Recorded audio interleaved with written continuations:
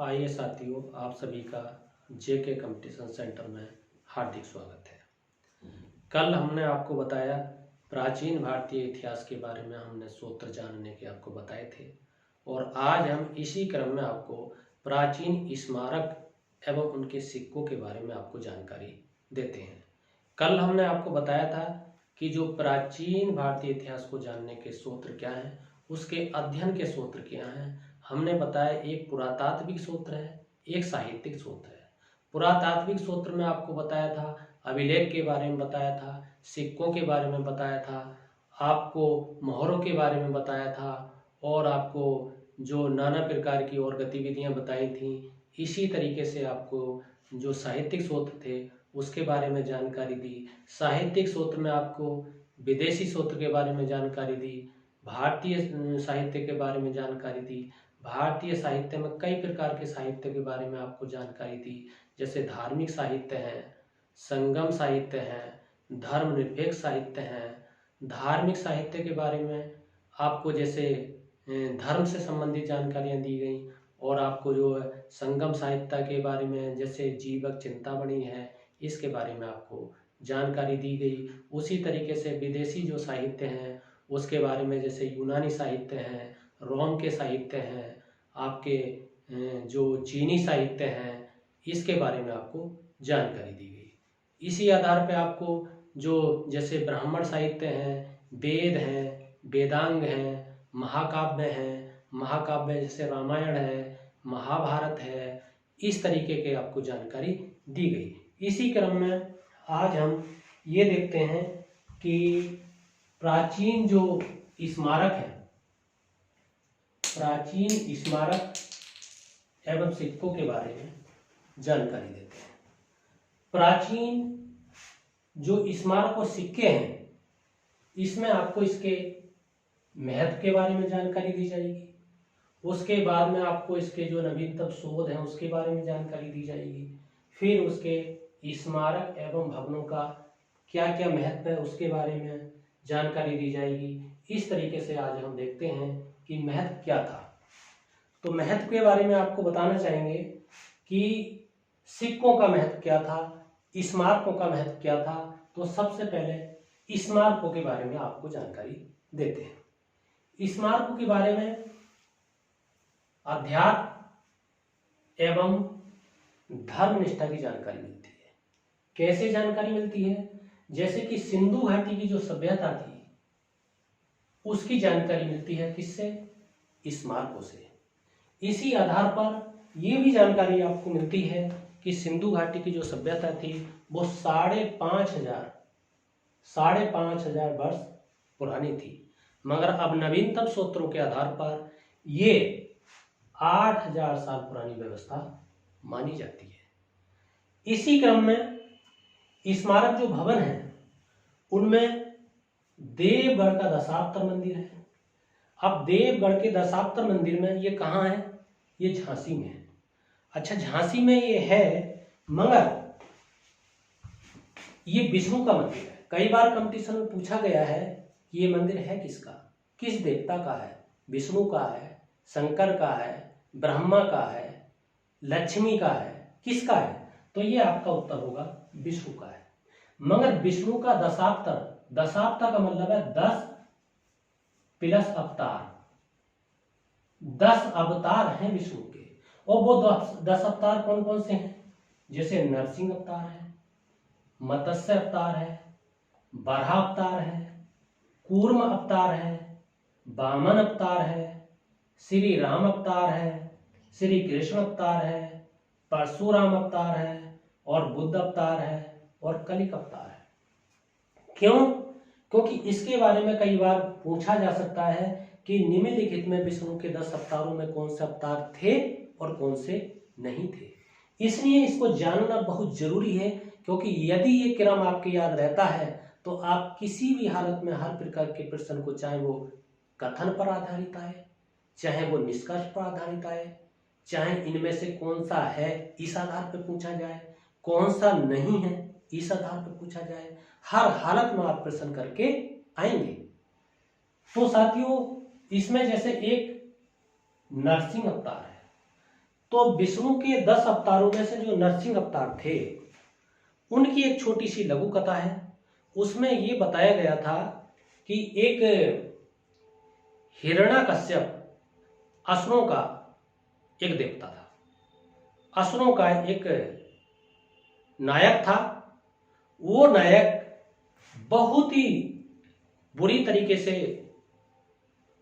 मतलब सताता था, प्रहार करता था। और उसी क्रम में जो नरसिंह के पुत्र थे प्रहलाद, वो विष्णु को मानते थे, विष्णु की उपासना करते थे। उन्हें ये वरदान प्राप्त हो गया था हिरण्यकश्यप को कि मैं नहीं आसमान में मरूंगा, ना मैं धरती पर मरूंगा, ना मैं बीच में मरूंगा, ना मैं शस्त्र से मरूंगा, ना मैं अस्त्र से मरूंगा, ना मैं मनुष्य से मरूंगा, और ना ही मैं जानवर से मरूंगा। इस क्रम में उसके अत्याचार बढ़ते चले जा रहे थे। इस अत्याचारों को विनाश करने के लिए विष्णु ने नरसिंह का अवतार लिया था, और उस अवतार में उसको उस तरीके से मारा गया कि ना वो उससे शस्त्र से मारा गया, ना अस्त्र से मारा गया, ना अंतरिक्ष में मारा गया, ना पृथ्वी पर मारा गया, ना आसमान में मारा गया, उसको बीच में मारा गया। इसलिए ये एक छोटी सी लघु कथा है। आइए आगे देखते हैं। आगे जो स्थल है उसमें एक स्थल है अंतरजी खेड़ा। अंतरजी खेड़ा से लोहे के प्रयोग के बारे में जानकारी मिलती है। लोहे का प्रयोग किस प्रकार से किया जाता था, कैसे कैसे किया जाता था, किन किन कार्यों में किया जाता था, किन किन कामों में किया जाता था। उसी तरीके से ये 1000 साल पहले की व्यवस्था है। और एक आप आगे पढ़ेंगे भीतरगाम मंदिर है जो कानपुर में है। ये स्कंदगुप्त की इसमें घटनाओं के बारे में है, व्यक्तित्व के बारे में है, चरित्र के बारे में है, शासन व्यवस्था के बारे में है, और अन्य बहुत सारी जानकारियां दी गई हैं। अजंता की गुफाएं बहुत ही प्रसिद्ध महाराष्ट्र में है, और इसमें क्या है, माता एवं शिशु का चित्रात्मक उल्लेख किया गया है। इसमें मरणासन राजकुमारी यानी एक राजकुमारी है जो मरने के लिए पड़ी हुई है, तड़प रही है और उसके प्राण निकल रहे हैं। उसे किस प्रकार से चित्र के द्वारा दर्शाया गया है, ये इसमें मरणासन राजकुमारी का चित्रात्मक उल्लेख किया गया है। आगे कुछ उत्तर भारत के मंदिर की विशेषताओं के बारे में बताया गया है। ये नागर शैली में है। उड़ीसा के जो सभी मंदिर हैं, चाहे वो भुवनेश्वर का मंदिर हो, चाहे वो अन्य मंदिर हो, उन सब में नागर शैली पाई जाती है। ये कई बार पूछा गया है कि नागर शैली व्यवस्था भारत के किस क्षेत्र में पाई जाती है, तो उत्तर क्षेत्र में पाई जाती है। दक्षिण भारत के जो मंदिर हैं वो द्रविड़ शैली में बने हुए हैं, और मध्य भारत के जो मंदिर हैं वो नागर शैली और द्रविड़ शैली दोनों शैलियों का मिला जुला रूप है। ये आपको ध्यान देना है। अब अन्य देश के मंदिर जो हिंदू संस्कृति को दर्शाते हैं वो भी कुछ हैं। कौन से हैं? जैसे जावा का बोरोबुदुर स्तूप मंदिर, स्तूप है मंदिर नहीं, और ये महायान शैली को दर्शाता है। कंबोडिया का अंकोर वाट मंदिर, ये विष्णु का मंदिर। सिक्के जो प्राचीन सिक्के होते थे वो किस किस के बने हुए थे? वो सिक्के चांदी के होते थे, तांबे के होते थे, सोने के होते थे, शीशे के होते थे। इन सिक्कों का महत्व क्या था? ऐतिहासिक जानकारी जुटाना होता था। इसमें ये बताया गया है कि 206 ईसा पूर्व से 300 ईसा पूर्व तक जो ऐतिहासिक जानकारी मिलती है वो सिक्कों से मिलती है, मुद्राओं से मिलती है। और प्राचीनतम सिक्के को क्या कहा जाता था, ये कई बार पूछा जाता है। एक छोटे से एग्जाम से लेकर के IAS के एग्जाम तक ये प्रश्न बार बार दोहराया जाता है, इसलिए इस पर प्रहार करना बहुत जरूरी है। जो प्राचीनतम सिक्के थे उन्हें आहत सिक्के कहा जाता था। इन्हें पंचमार्क सिक्के भी कहा जाता था। और इन्हें आहत सिक्के क्यों कहा जाता था? क्यों इन्हें ठप्पा मारकर इन्हें बनाया जाता था। घायल करके बनाया जाता था, आघात करके बनाया जाता था, इसलिए इन्हें आहत सिक्के कहा जाता था। और पंचमार्क सिक्के इसलिए कहा जाता था कि इनकी जो उत्पत्ति हुई थी वो 5 ईसा पूर्व शताब्दी में हुई थी, इसलिए इन्हें पंचमार्क सिक्के कहा जाता था। और देखना यह है कि चिन्ह कौन कौन से थे, सिक्कों पर जो चिन्ह बने होते थे वो कौन कौन से चिन्ह बने होते थे, ये कई बार कंपटीशन में बार बार पूछा जाता है, हर एग्जाम में ये पूछा जाता है, हर तरीके से आपको प्रश्न को करना है, हर हालत में आपको एग्जाम क्वालिफाइड करना है, इसलिए कंसेप्ट को क्लियर रखना है। उसमें मछली का चित्र होता था, सांड का चित्र होता था, हाथी का चित्र होता था और अर्धचंद्र यानी आधा चंद्रमा बना होता था। आगे सर्वाधिक सिक्के किसके थे? सर्वाधिक सिक्के चांदी के होते थे, तांबे के होते थे, सोने के होते थे, शीशे के होते थे। अच्छा, एक प्रश्न आता है 7 वाहनों के सर्वाधिक सिक्के किस चीज के होते थे? तो ये शीशे के होते थे। गुप्त शासकों के जो सर्वाधिक सिक्के थे वो किसके थे? तो वो सोने के सिक्के थे। सबसे पहले लेखन कार्य जो सिक्कों पे किया वो किसने किया? ये प्रश्न भी बार बार पूछा जाता है। तो सबसे पहले जो लेखन कार्य किया था वो यूनानियों ने किया था, जिन्हें यवन शासक कहा जाता है। और समुद्रगुप्त वीणा बजाते हुए दर्शाया गया है। ये किस चीज का संकेत है, किस चीज को दर्शाता है? ये दर्शाता है कि समुद्रगुप्त जो है संगीत प्रेमी था। तो साथियों, आज हमने जो पढ़ा है इसमें एक बार थोड़ा सा रिवीजन करते हैं कि हमने पढ़ा क्या। तो सबसे पहले हम ये देखना चाहेंगे कि हमने सबसे पहले प्रकाश डाला कि जो प्राचीन स्मारक हैं उनका महत्व क्या है। तो हमने ये सीखा कि जो आध्यात्मिक और धर्म निष्ठा की जानकारी मिलती है, अध्यात्म की जानकारी मिलती है, धर्म की जानकारी मिलती है, धर्म के ज्ञान की जानकारी मिलती है। और जो सिंधु घाटी की सभ्यता का पता चला वो भी हमें स्मारकों से पता चला, भवनों से पता चला कि 5500 वर्ष पुरानी सिंधु घाटी की सभ्यता है। मगर नवीनतम सूत्रों के आधार पर हमने अभी ये पढ़ा कि ये व्यवस्था 8000 साल पहले है, पुरानी है। इसी तरीके से कौन से स्मारक थे और उनकी क्या क्या विशेषताएं थी हमने ये पढ़ा, जिसमें कि हमने अंतर्जी खेड़ा को पढ़ा, जिसमें लोहे के प्रयोग को पढ़ा, जिसमें ये बताया गया कि 1000 वर्ष पूर्व जो है लोहे का ज्ञान प्रारंभ हो गया था, लोहे का प्रयोग प्रारंभ हो गया था, लोहे का आविष्कार प्रारंभ हो गया था। हमने पढ़ा जो ये देवगढ़ का जो दशावतार मंदिर है वो झांसी में है।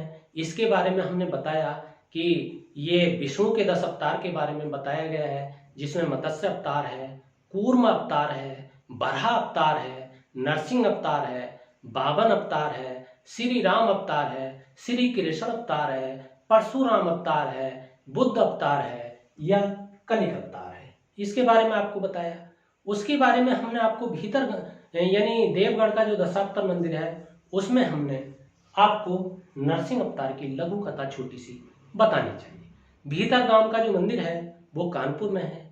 जानकारी क्या मिलती है इससे कि स्कंदगुप्त जो था उसके जीवन की घटनाओं का पता चलता है, शासन व्यवस्था का पता चलता है, उसके चरित्र का पता चलता है, उसके शासन की प्रक्रियाओं का पता चलता है, उसकी व्यवस्थाओं का पता चलता है, उसकी समीक्षा की जानकारी होती है, मूल्यांकन की जानकारी होती है। इन सब के बारे में हमने अभी पढ़ा। अजंता की जो गुफाएं हैं वो महाराष्ट्र में है। तो अजंता की गुफाओं के बारे में जो माता है और शिशु है उसके चित्र के बारे में जानकारी मिलती है। मरणासन जो राजकुमारी है जो बार बार तड़प रही है, मरने के कगार पर है, उसके चित्र के बारे में दर्शाया गया है। उत्तर भारत के मंदिर की व्यवस्था के बारे में बताया, ये नागर शैली में है। मध्य भारत के मंदिर के बारे में बताया, ये बैसठ शैली में है। मध्य भारत के जो मंदिर हैं वो नागर शैली और द्रविड़ शैली दोनों को मिलाकर इसका विकास हुआ। दक्षिण भारत के जो मंदिर हैं वो आपकी द्रविड़ शैली में है। अन्य देशों के जो कुछ मंदिर हैं जो हिंदू संस्कृति को दर्शाते हैं, मैंने आपको बताया जावा का जो बोरोबुदुर स्तूप है, आपको कंबोडिया का अंकोर वाट मंदिर है, इस बारे में बताया। सिक्कों के बारे में अभी आपको जानकारी दी कि सिक्के कौन कौन से थे। तो सिक्के जो थे आपके चांदी के सिक्के थे, तांबे के सिक्के थे, सोने के सिक्के थे, शीशे के सिक्के थे। आपको बताया सिक्कों का महत्व क्या था। मैंने आपको समझाया कि ऐतिहासिक जो जानकारी है उसके बारे में जानकारी मिलती है। 206 ईसा पूर्व से, जो मैंने यहाँ पर आपको बताया, 206 ईसा पूर्व से लेकर के आपके 300 ईसा पूर्व तक जो इतिहास की जानकारी मिलती है वो सिक्कों से मिलती है। प्राचीनतम सिक्कों को क्या कहा जाता था, अभी आपको बताया, उन्हें आहत सिक्का कहा जाता था। आहत सिक्का क्यों कहा जाता था? उन्हें ठप्पा मार के बनाया जाता था, उन्हें घायल करके बनाया जाता था, उन्हें आहत करके बनाया जाता था, इसलिए उन्हें आहत सिक्का कहा जाता था। और इनको पंचमार सिक्के भी कहा जाता था। पंचमार सिक्के इसलिए कहा जाता था कि इनकी जो उत्पत्ति हुई, इनका जो प्रारंभ हुआ वो 5वीं सदी ईसा पूर्व हुआ था। और इन सिक्कों पर क्या क्या चिन्ह होते थे आपको बताया। पेड़ का चिन्ह होता था, मछली का चिन्ह होता था, सांड का चिन्ह होता था, हाथी का चिन्ह होता था, आधे चंद्रमा का चिन्ह होता था जिसे अर्धचंद्र कहते हैं। सर्वाधिक सिक्के किसके काल में बने? मैंने आपको बताया मौर्योत्तर काल में बने। और वो किस किस चीज के थे, किस धातु के थे? चांदी के बने थे, तांबे के बने थे, सोने के बने थे, शीशे के बने थे, ये भी मैंने आपको बताया। सातवाहनों जो सर्वाधिक सिक्के प्रयोग किए वो किस चीज के किए? वो शीशे के प्रयोग किए। गुप्त शासकों ने किसके सिक्के प्रयोग किए? मैंने अभी आपको बताया सर्वाधिक सिक्के गुप्त शासकों ने सोने के किए। सबसे पहले सिक्कों पर लेखन कार्य किसने किया? मैंने अभी आपको समझाया, यूनानियों ने किया, यवन शासकों ने किया। समुद्रगुप्त को वीणा बजाते दिखाया गया है, ये किस चीज को दर्शाता है? तो ये संगीत प्रेमी को दर्शाता है। तो साथियों, दोस्तों, मित्रों, यदि आपको ये वीडियो पसंद आई है तो इस चैनल को सब्सक्राइब कीजिए, लाइक कीजिए, शेयर कीजिए, कमेंट कीजिए, फीडबैक जरूर दीजिए। इसी के साथ आपका बहुत बहुत हार्दिक धन्यवाद।